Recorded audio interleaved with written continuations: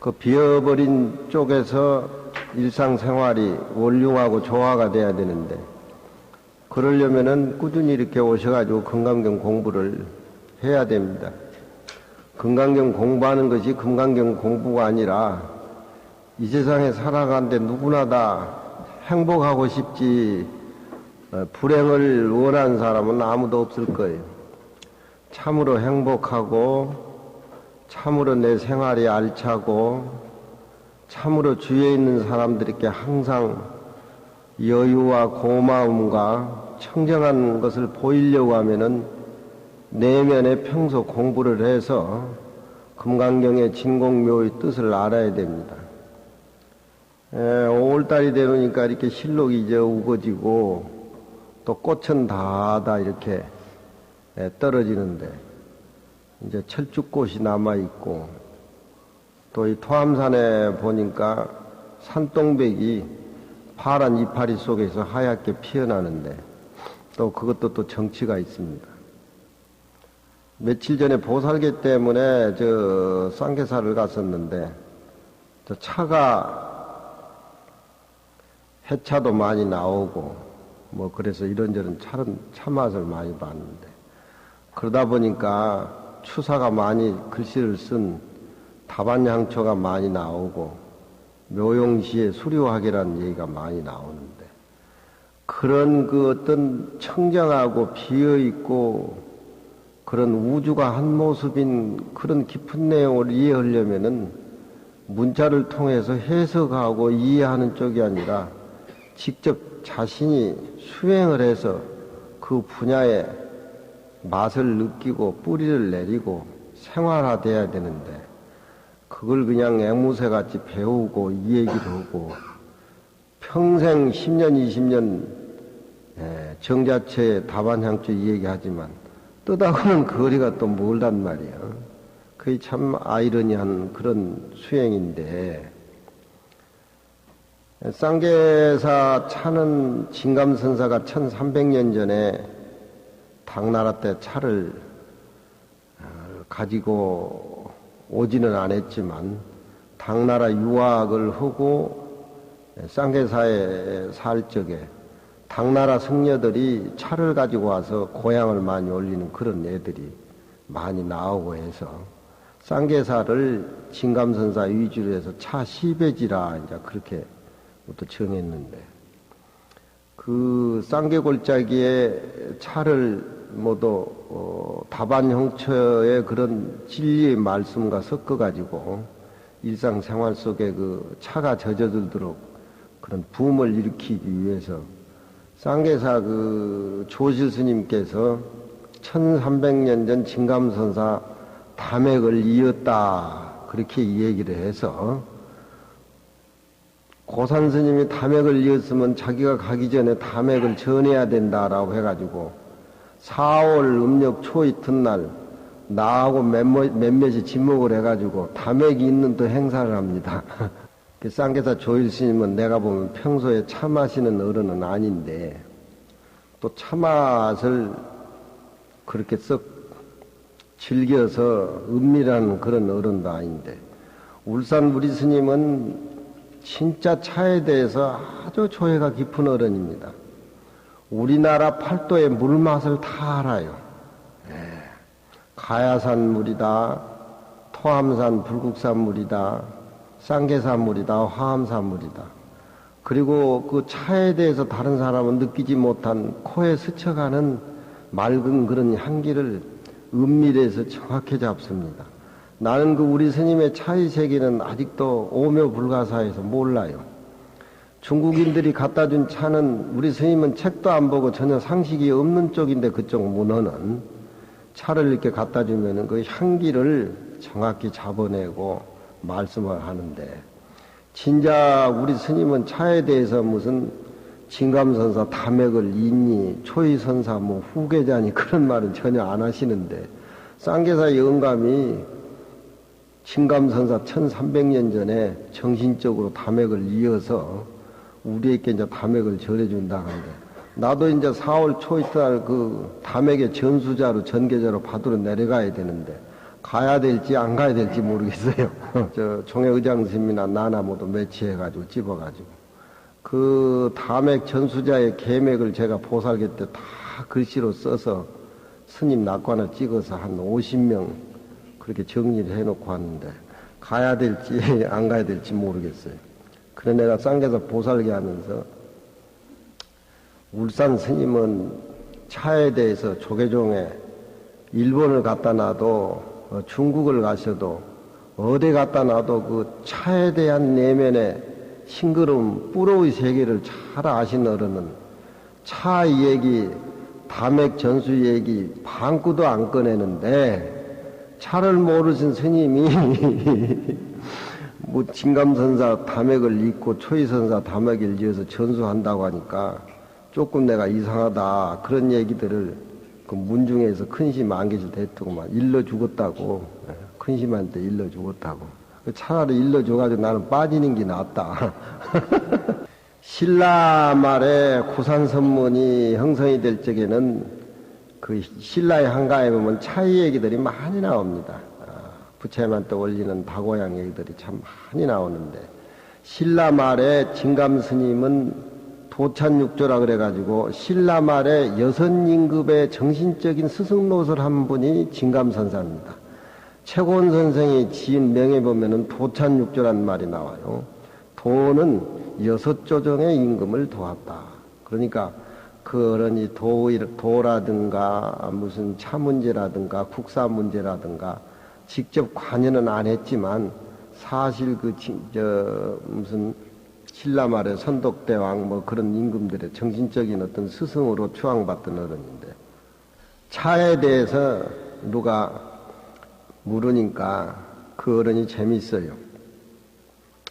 중국 사람들이 차를 갖다 주면은 그 차를 볶아가지고 법제를 해서 가루를 내서 정식적인 그 법제 절차를 밟아서 스님은 마셔야 되는데 스님은 그냥 차를 중국 스님들이 갖다 주면은 푹푹 삶아가지고 그 물을 잡수시니 국사하시고 임금에 스승하신 어른이 최신이 말이 아니다. 그런 얘기를 하니까 그 진감선사가 유복이라 차라고 하는 것은 잠을 쫓아내는 그 수행인들이 쫓아낸 쪽으로 차를 마셨는데 졸릴 적에 웬 임금에게 올리는 차 의식이라든가 뭐 그런 것들이 왜 그렇게 까다롭고 절차가 많고 차에 대해서 허례허식이 그렇게 많냐. 차라고 하는 것은 참선하고 공부하면서 꾸벅꾸벅 졸릴 적에 실제 차를 많이 먹으면은 잠이 안 와요. 잠을 쫓는 어떤 그런 차로 마셨지 무슨 그렇게 허례허식이 그렇게 많냐. 그래가지고 한마디로 요복이라 나는 내 창자를 적실 뿐이지 그 외에 덜도 더도 아니다. 이런 말씀을 했습니다. 그 도가 여선임금의 스승노릇을 했다는 진감선사께서 차에 대해서 물었을 적에 유복이란 말을 꺼낼 적에는 자기가 느낀 것이 있어요. 왜 느낀 거 있냐. 필요 없는 허례의식을 신라 말에 기족불구가 돼가지고 너무 그쪽에 중생을 제도하고 어떤 절대평등의 사상 속에서 서민 측에서 서민불교가 부활이 돼야 되는데 너무 기족불교 형태로 찾아가지고 허례의식을 많이 찾는다. 그러니까 저런 유복이라는 두 글자지만 시간과 공간을 리바이브를 해가지고 1300년 전에 진감선사의 세계를 보면은 그 신라 말의 차의 세계를 우리가 짐작할 수가 있다. 이게 말하면 고전이라. 고전은 읽으면 읽을수록 거리가 많고 정확하게 뜻을 알아서 내 것을 만들었을 적에 그 일상생활에 올륭하고 조화된 것이 살아남는 게 우리 어떤 그 불가의 살림살이고 수행인데 유복이라 저런 말을 했는데 나도 사실 중국 차만 마시지 쌍계사 차 잘 안 먹어요. 처음 우전차 조금 부처님한테 고향 올릴 때 이렇게 그 사장들이 부처님한테 올리고 저한테 갖다 줘서 이렇게 먹으면은 그의 향기가 이상해서 그보다 더 맑고 멀고 유한한 그런 향기가 없어요. 근데 그걸 많이 먹으면 독해가지고 그 이유는 별로 차를 제가 잘 안 먹어가지고 중국차로 대용포로 이제 돌렸는데 대홍포 좀 회원스님한테 좀 살아달라고 얘기하면은 3, 4개월 전부터 막 졸라야 되고 사라지면은 얼마나 광을 내는지 내가 직접 가서 사먹어야지. 유복이란 말 두 마디가 어떤 역사성이라든가 그 당시 어떤 신라불교의 귀족성이라든가 그런 걸 우리가 알 수가 있다. 그래서 이제 우리 해관에서도 찻집을 내고 뭐 차회가 많이 나오고 해서 그 정자체 다반향초 뭐 이해를 모두 못해. 항상 정자체 다반향초 묘용세 수료하기라 그러면 찝찝한 것이 이것이 그 뜻인가 자꾸 이렇게 유추를 해도 정확한 답이 가슴에 꽉 진하게 안 닿는단 말이야. 저건 수행을 해가지고 직접 우리가 참여를 해야 돼. 이백이가 술을 먹으면은 니치라 그래가지고 미벌레 같다고 회원스님이 아까 공갈치는데 니라는 말은 벌레 이름이걸랑 벌레 진흙인데 비가 와서 물이 고이면 벌레가 되고 비가 안 오면은 진흙으로 이렇게 굳어져 버린 것이 니벌레인데 이백이가 술을 먹으면은 정신이 없고 사람인지 벌레인지 밟으면 꿈틀거리고 그냥 술에 취해가지고 길바닥에 누워있으면 죽었는지 살았는지 모른다 이 말이야. 그 뒤에 자기 자신이 이제 니벌레라고 그래가지고 니치라 일본에 가면은 사우나에 가니까 저 니치라는 말을 써놨더라고. 근데 같이 가는 우리 스님들 중에서 왜 사우나에 들어가는데 니치라고 써놨느냐. 응? 그건 우리가 아무도 몰라. 일본 문화가 고전을 통해서 일본 불교가 생활화되니까 저런 말이 일본 누구나 다 알 수 있는 그런 쪽으로 다 이해된다라고 하는 것은 정신적으로나 수행적으로나 그 사람들이 어떤 인생관, 세계관, 불교관이라고 하는 것이 우리보다는 훨씬 앞서 있다. 일본 사람들은 이종 500년 동안 한자를 별로 몰라가지고 우리 선비들이 그 임진왜란 때 사명스님도 그렇고 마찬가지겠지만 한문을 우리한테 배워서 그 사람들이 배웠지만 지금은 그 사람들이 그 한문 어떤 문화가 자기 글화해가지고 지금은 우리가 일본 한문을 배워야 돼. 고전 번역 정리도 그 사람들이 7, 80년 우리보다 앞서 있어. 우리는 괜히 이것도 저것도 아니고 서구 문명의 영어권에 컴퓨터권에 뭐 기계 문명에 사로잡혀가지고 우리 것을 사실 잃어가고 있는데 일본은 안 그렇단 말이에요. 그게 어디 있냐 이 말이에요. 불교 문화에, 보시 문화에, 또 뿌리의식에. 20세기는 우리나라가 뭐 굉장히 할 것 같은데 천만에 우리 것을 살려가지고 세계에 내놔야지. 일본 것도 아니고 중국 것도 아니고 미국 것도 아닌 우리 것을 세계 시장에 내놔봐야 그 세상 사람들이 세계 사람들이 그 우리 문화에도 찾아보들 안 해요. 우리 문화예요. 우리 불교 문화 우리 문화여야 된다는 거예요. 정자체라고 하는 것은 고요히 앉아있을 때 그 즐거움이라고 하는 것은 차는 먹고 반이라고 하는 것은 시간을 의미하는데 온종일 하루 종일 오전 그 마주올 때까지 그런 쪽으로 이렇게 풀이를 해야 되는데 그게 잘 안 된다는 말이에요. 다반향초라고 써가지고 부채 글씨를 내가 50여 개를 써가지고 부채 전시를 하는데 다 얘기를 해도 졸고 앉아있는 거야. 그러니까 우리 주지스님은 다반향초라고는 안 된다고 짝반자를 노래가지고 또 쓰더라고. 짝반자로. 그게 지금 무슨 소리야 내가 그러니까. 아니 다 차를 먹는 사람을 친구로 해가지고 다니면은 항상 즐겁다 이거야. 그 부처에도 또 저쪽에 인변을 쓰더라고. 그래서 제발 그러지 말어.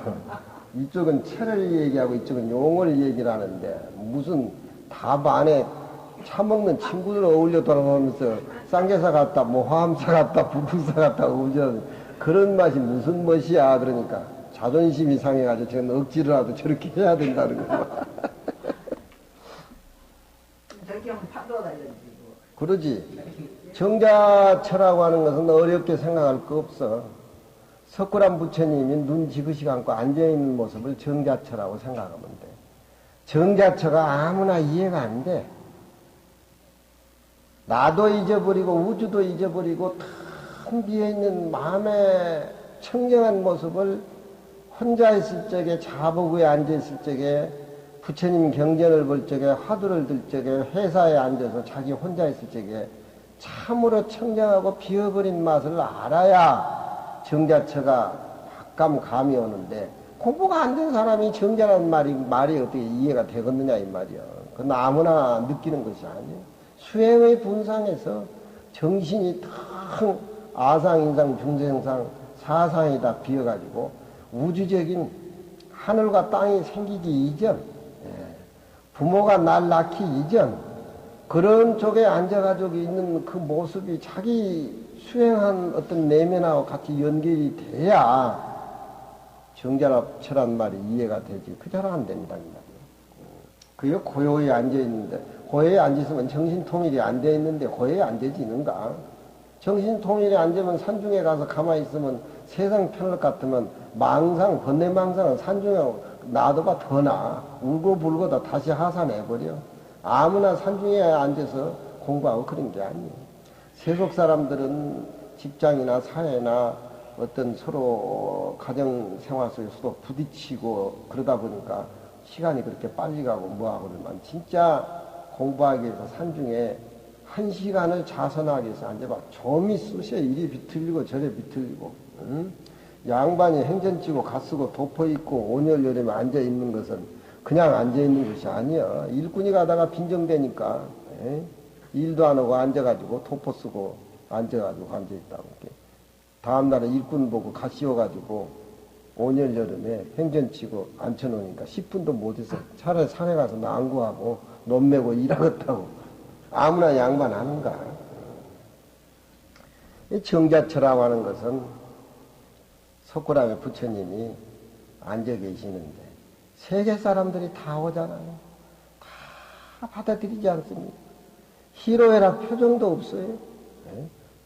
그러니까 그 세계 사람들이 봐서 그 조용한 맛을 자기가 공부한 만큼 자기가 느낀 만큼 느끼고 못 간다 이 말이에요. 부처님 보고 정자체에 조용히 앉아있는 부처님 보고 이 세상에 시비하는 사람이 누가 있어요? 그건 시비하는 사람 미치겠지.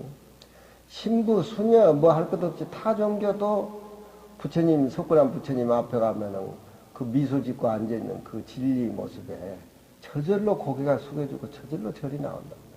그런 부처님을 세계에서 최고의 진리를 표한 조용한 맛인데 그 우리가 그게 일상생활 속에 혼자 있을 때나 시장에 가서 시장 바구니를 들고 시장에 다니면서 차별의 문화에 부딪히는 속에서 그걸 느끼는 사람이 이 세상에 몇이나 되겠냐 이 말이에요. 응? 그러면은 정자처라고 하는 저 말은 참 우리가 가야 할 어떤 고향이고 저걸 알아서 현실 생활 속에 모습에 집착하지 않고 거기에 빠져들지 않고 거기에 더불어 살면서 항상 저걸 느끼고 사는 것이 묘용시인데 그게 잘 되냐 이 말이야. 그걸 가리키는 것이 진공묘의 금강경이에요. 금강경. 그러니까 우리가 정자처 하면은 석굴암 부처님이 앉아있는 모습. 정암이 가서 부처님 모습 보는 거하고 내가 보는 거하고 애불딜 때 느낀 것이 수행의 공간에서 부처님 모습을 볼 적에 다 끊어진 자리. 다반이라고 하는 건, 반이라고 하는 것은 반나절에 그 오전에 시간이 아침에 차 먹고 오전에 시간이 흘러가지고 점심 마지종이 치도록 앉아 있었지만 그 비어있는 아름다운 향기가 내면에 출렁거리고 지속적으로 이어졌 그런 뜻이 반이라는 하나 반 이렇게 생각할 적에는 수사지만 하나다 반개다 10개다 100개다 수사지만 이건 반이란 말은 반나절이 지났는데 스님이 아침에 고향하고 차 마시고 선방에 앉아가지고 정진하다 보면 종칠적에 마주올적에 일어나니까 그러면 반나절이라는 말은 하루 종일 아니면 부처님 모습까지 6년 동안 고행하는 모습이 정자체인데 거기서 부처님이 뭘 생각했겠어요? 네? 달마대사가 9년 동안 소림해서 면벽인데 그거 뭘 생각? 아무나 면벽이 되나요? 네? 그 진리 자체 조용한 멋 하나의 맛 올륭한 그 생각인데 반이란 말은 여기서 반나절이라는 시간이 흘렀으면 하루 종일이란 말도 되고 생사가 끊어진 그 조용한 것에 안주했다라고 해도 되고 차를 먹고 반나절이라는 시간이 흘러 있는데도 처음 먹었을 때의 그 향기로움이 향기 처음과 같다. 저건 오도송 같이 아무나 딱 가슴에 진하게 울리지 않아요. 저 속에는 부처님 팔만장경, 금강경에 21년 서간 금강경에 저 몇 구 안 된데 다 포함되어 있는 것들. 다반장. 심은 허공과 등할세. 만날 심은 허공과 등하다 하지만 우리 그 회원스님 차별 분별이 또 얼마나 많아요. 그 말은 심은 허공과 등할세 할 때 허공과 등하단 말하고 거리가 멀다니. 이백이가 니벌레 가지고 술에 취했는데 내가 이 니벌레 같으니 술에 취해서 니벌레니 그런 소리 안 하걸라. 니벌레가 되어버리고 니벌레 자체가 되어버리는데 니벌레가 내가 니벌레고 너는 이백이다 그래 안 한다는 말이야. 강사는 나는 깨닫지 못하기 때문에 객관적인 세계에서 니벌레라고 해석도 하고 술에 취해가지고 정신 못 차린 걸 니벌레라고 얘기하지만 그건 깨닫지 못한 내 입장에서 문자적으로 강의하고 해석을 하지만 니벌레가 자체가 돼버리는데 니벌레가 내가 니벌레니 뭐니 그런 소리 하겠냐 응?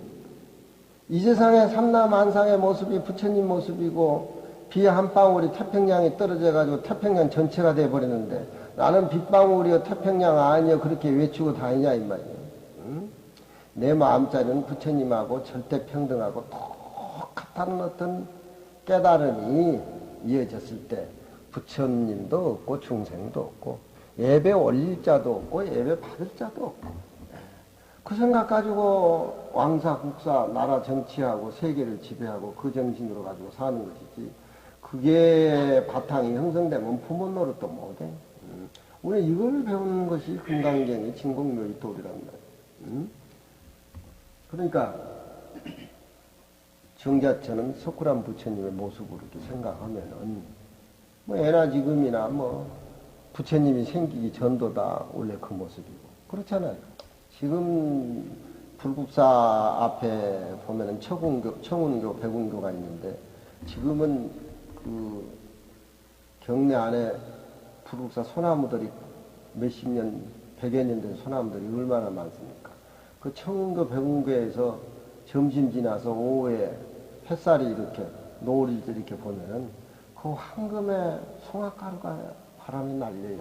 네, 송화가루가 바람이 날린 거 보면은 자연이라고 하는 것은 내가 송화가루다, 내가 날린다, 뿌리다, 내가 황금색이다, 뭐다 흔적도 없이 부처님 경관에 황금의 송화가루를 날리고 있다. 그것이 어떤 욕심이라든가 인위적인 거라든가 뭐라든가 전혀 그런 것이 없어. 그것이 부처님의 모습이요. 황금의 송화가루가 청운교, 백운교에 날리는 그 모습이 그렇잖아요. 불교를 이해하려면은 유정이나 무정이나 절대 평등하다 화엄경에서는 그런 얘기를 하는데 불교를 믿으면서도 나무하고 나하고 별개같이 그렇게 생각한다.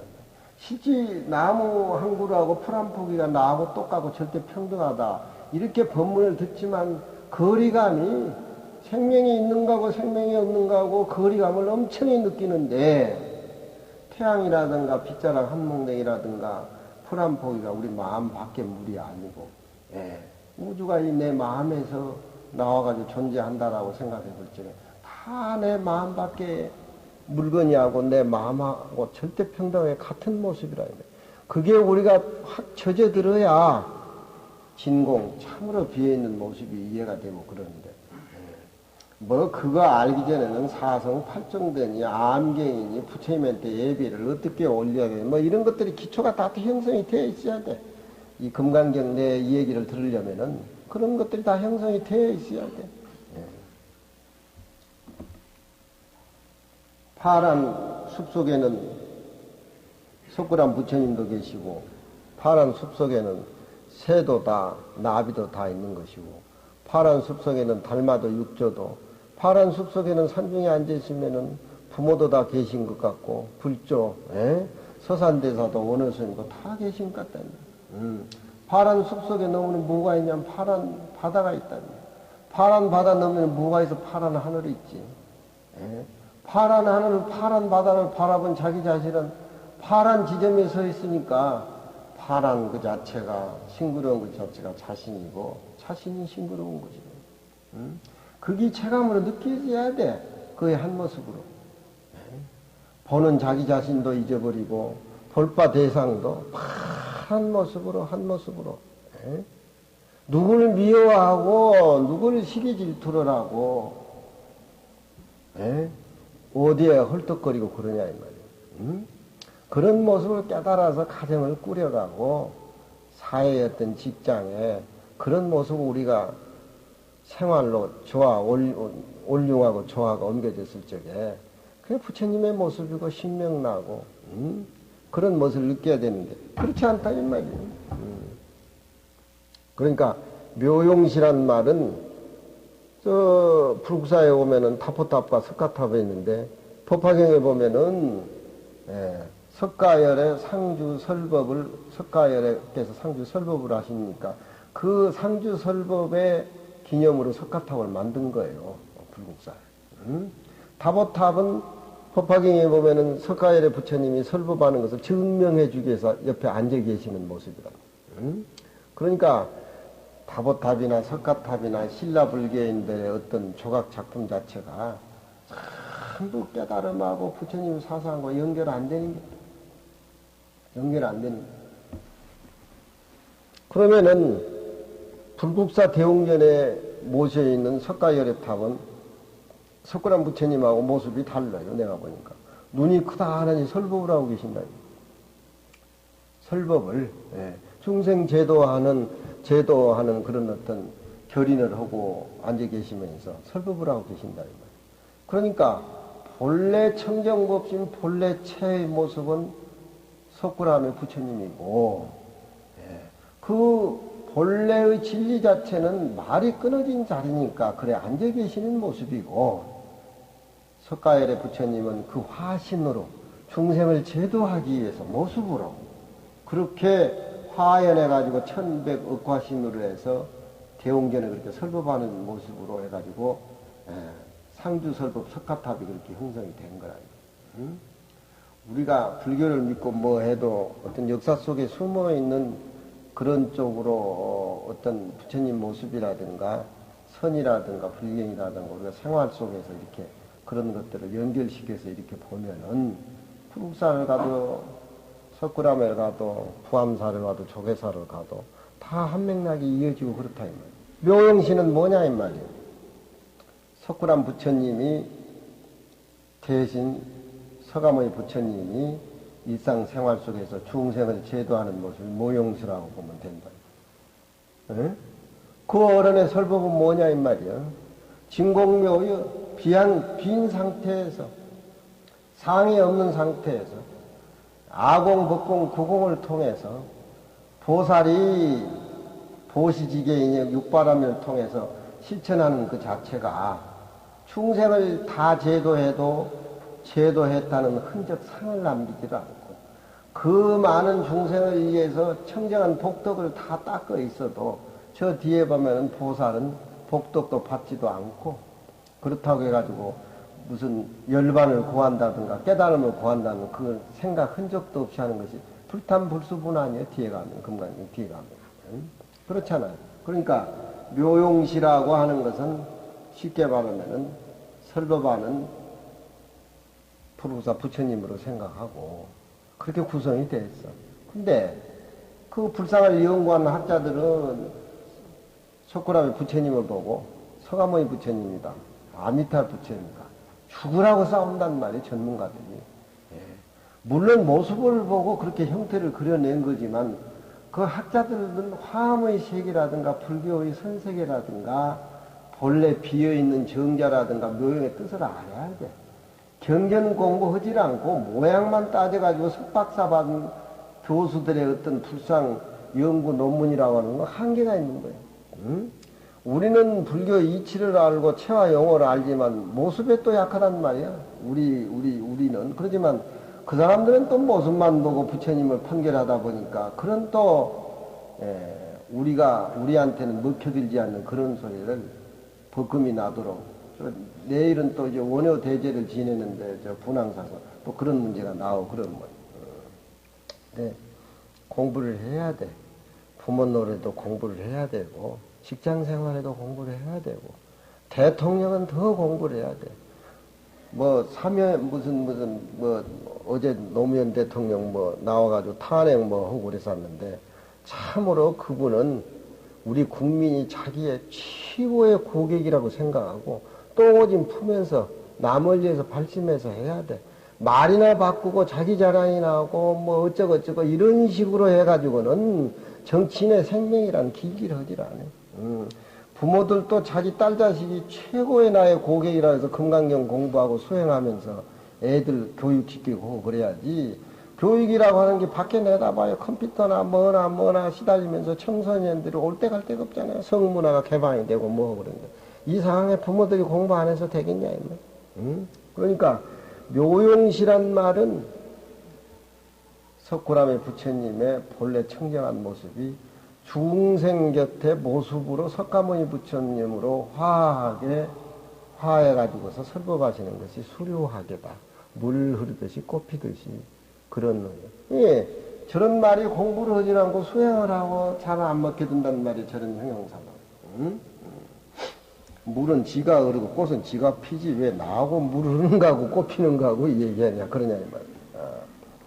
내가 존재하니까 석굴암 부처님도, 내가 존재하니까 불국사 대용전에 설법받은 부처님도, 내가 존재하니까 가정 이웃이 세계가 존재하는 거야.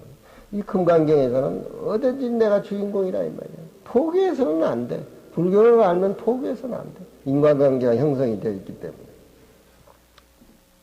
우리 선문에는 염송이라는 책이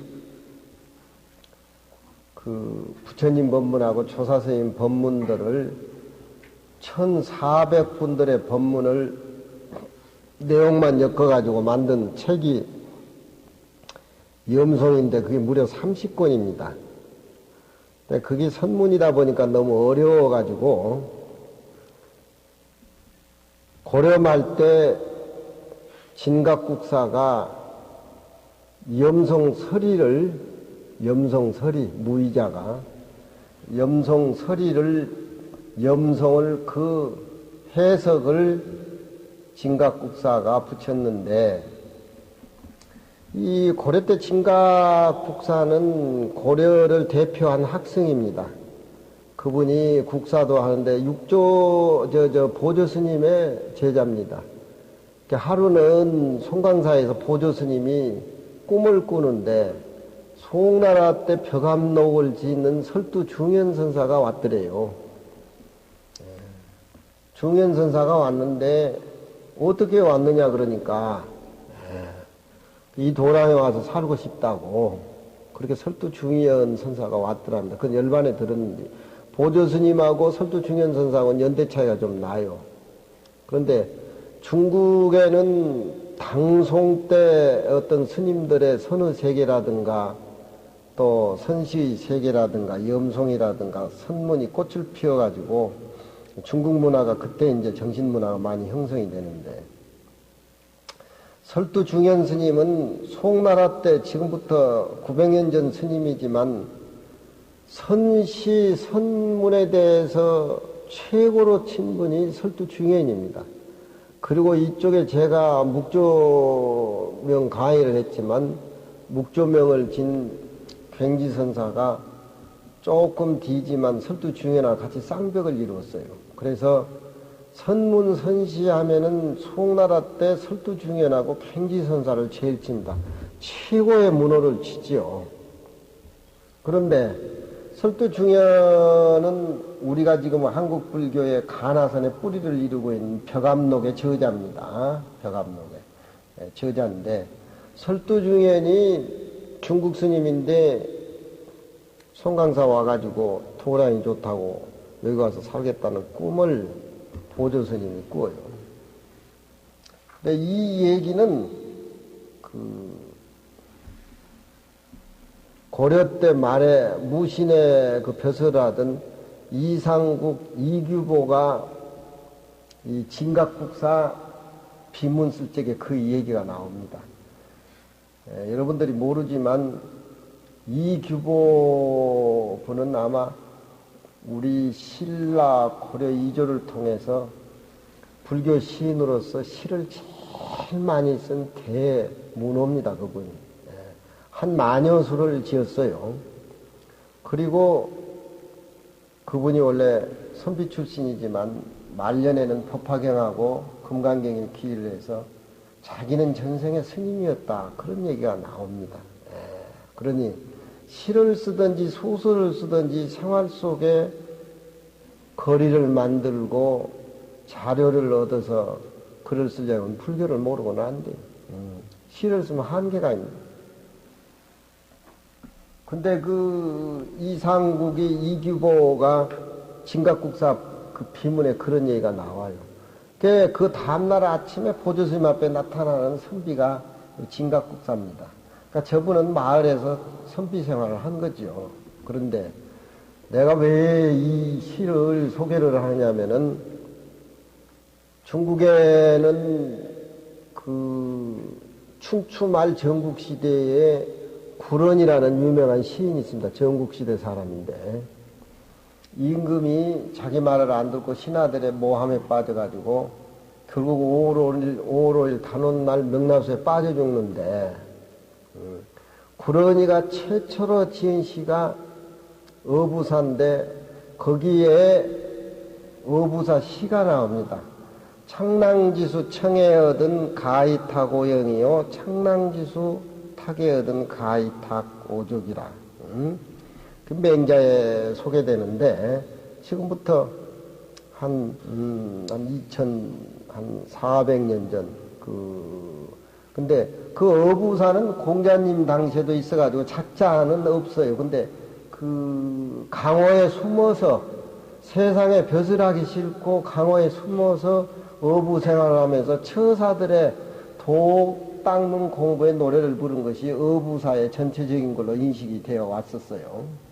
그래서 창랑지수 청에 얻은 가이탁오영에 창랑의 물이 맑거들랑 내 갓을 씻고 창랑의 물이 탁하면 내 발을 씻는다.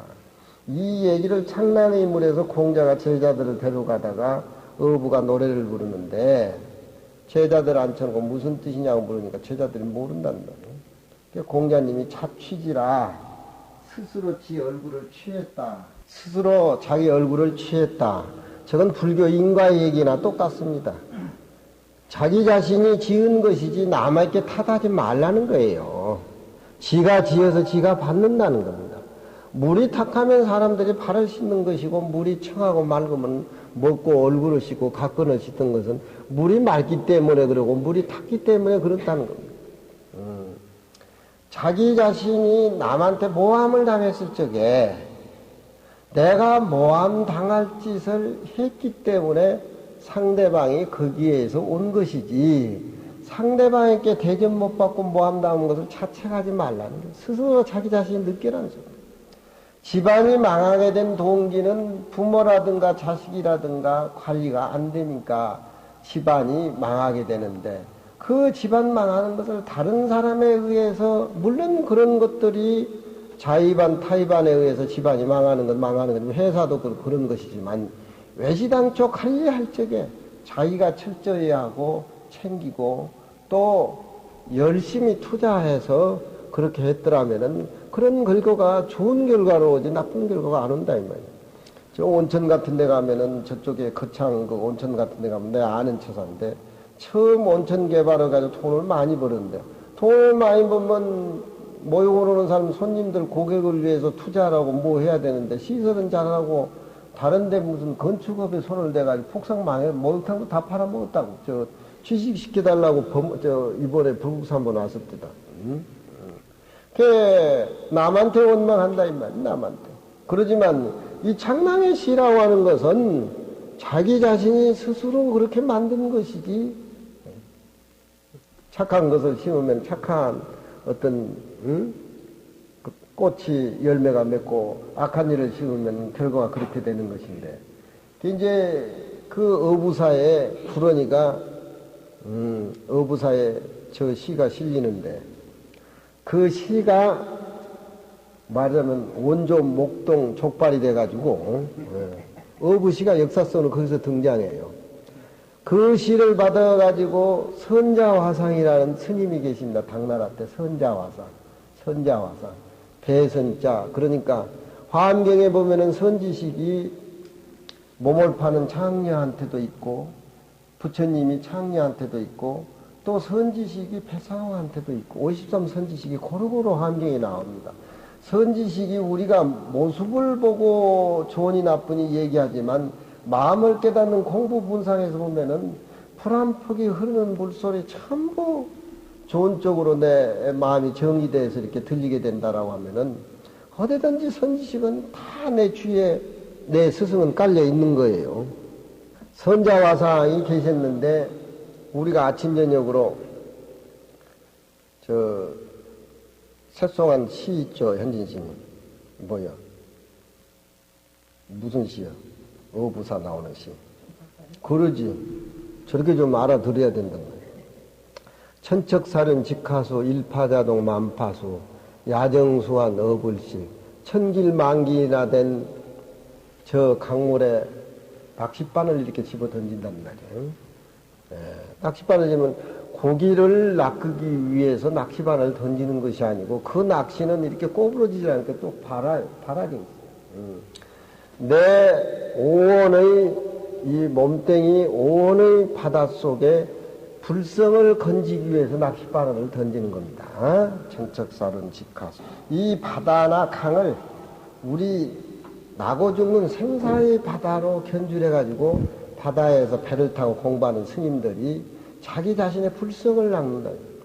불성을 낚기 위해서는 강태공에 같이 낚싯바늘 이렇게 그 죽은 고기 나와서 툭툭 부딪히지, 산 고기는 이렇게 물리도 없을 뿐더러 꽤 야정수한 어불식, 밤은 고요하고 고기는 먹진 않고 파도는 일진 않고 야정수한 어불식. 그건 이제 바다와 자기 자신, 고기와 자기 자신, 조용해가지고 둘이 아니라는 그 모습. 만선공제 올명기라 배에 허공을 가득 싣고 달 밝은 저녁에 마을로 자기 집으로 되돌아온다. 모든 마음을 비워버리고 지혜의 달을 가지고 돌아온다는 거예요. 그게 이제 그 시가 누구 시예요? 스님. 모르고 읽었어요? 저렇게 안 된다니까. 그 원조 족발이 아니지, 그럼. 내기하면. 우리가 알기는 동파시라고 하는데, 그게 아니야. 저기, 당나라 때 선자화상 시라. 그 염성에 나오더라고요. 염성에 나와. 그 당나라 때 선자화상 시인데, 이 진각국사가 문장이도 없고 도인이고, 우리 하모스님 같이 육조스님, 규봉, 또 야부스님, 부대사, 정경스님, 전부 이 우리 오가의 하모스님이 서리를 붙여가지고 얘기를 하잖아요. 근데 요 진각국사가 염송 30권의 서리를 쓰면서 533번째에 그 시가 등장해요. 선자화상 시가. 그러니까 강호에 숨어서 낚시질하고 세상을 피해서 사는 처사의 어부시가 아니라, 선자화상이 천척사륜 직하수 일파다는 그 시가 등장함으로 해서 문학이라는 시하고 어떤 종교의 선의 그 지지의 뜻하고 같이 어우러지는 거예요. 그러니까 어부사시가 스님의 깨달음이 가미가 됨으로 해서 생명력이 일어나고 변화가 온다는 거죠. 일반 시를 쓰는 사람은 문장을 화려하고 문학성이지만 선시라고 하는 것은 종교성 아니에요. 그렇잖아요. 종교하고 문학은 다르지만 문학하고 종교하고 어울리니까 선시가 빛을 발한단 말이에요. 그렇잖아요. 예. 본래 한 물건도 없는데 어디 떼낄 것이 뭐가 있느냐. 그 문자 따라가지고 육서스님 그 선시가 비로소 문학하고 선의 사상하고 그렇게 연결해진단 말이에요. 그러니까 문학이라고 하는 것은 선사들한테 글 읽는 걸 가르쳐가지고 마음의 세계, 깨달음 세계를 그려내는데 한층 비단의 수를 잘 놓게 했고 또 선사들은 깨달음의 정신을 시 공부하는 시인들한테 접목을 시키니까 시를 쓰는 사람이 어떤 시의 근본적인 생명을 구가해가지고 깨달음을 통해서 시를 쓰게 만들어준 장본이 또 선사들이다. 그러니까 물건을 잘라내는 큰 부검을 시인들에게 선사들은 갖다 맡겨줬다.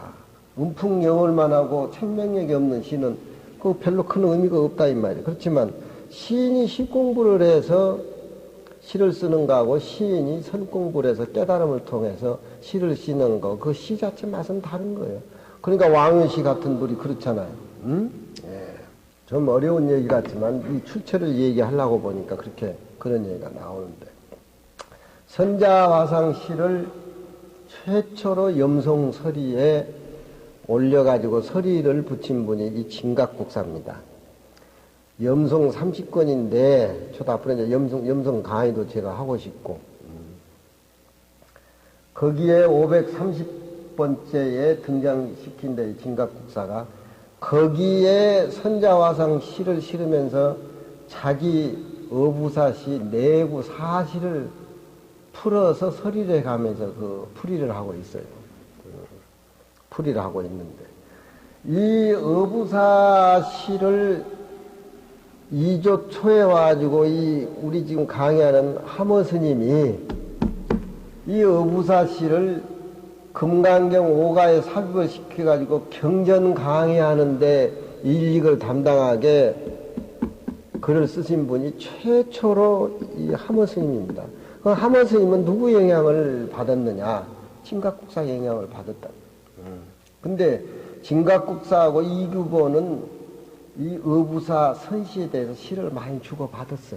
그러니까 고려 때 와가지고 이규보하고 진각국사가 비로소 어부사 선시를 지었고 2조 때 내려와가지고 경전을 해석하는데 만성공제 올명기 야정수한 어부시 이걸 가지고 응무소주 이생기신 뻑뻑이 머무른 바 없이 그 마음을 낸다는 금강경 경전을 해석하는데 하모 스님이 등장을 시키는 거예요.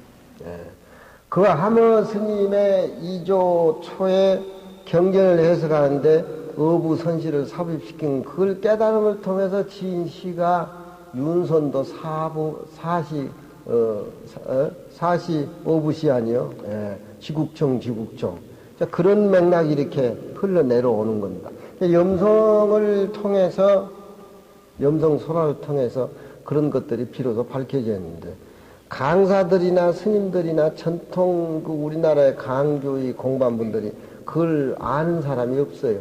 근데 내가 아는 척은 안 하지만 염성설화를 보니까 그런 게 나오더라. 우리 스님한테도 비로소 그 선자화상의 천척사론 직하시가 고려 때 이규보와 진각국사한테 내려와가지고 염성을 해석하는데 비로소 등장을 했고 진각국사가 비로소 거기에 설이라면서 자기 어부사시 4마리를 지어 올려가지고 비로소 2조 때 와가지고 경전을 해석하는데 하모 스님이 이 어부시를 등장을 시켜가지고 이렇게 쓰게 된 그런 그 내막들이고 그런 얘기들입니다.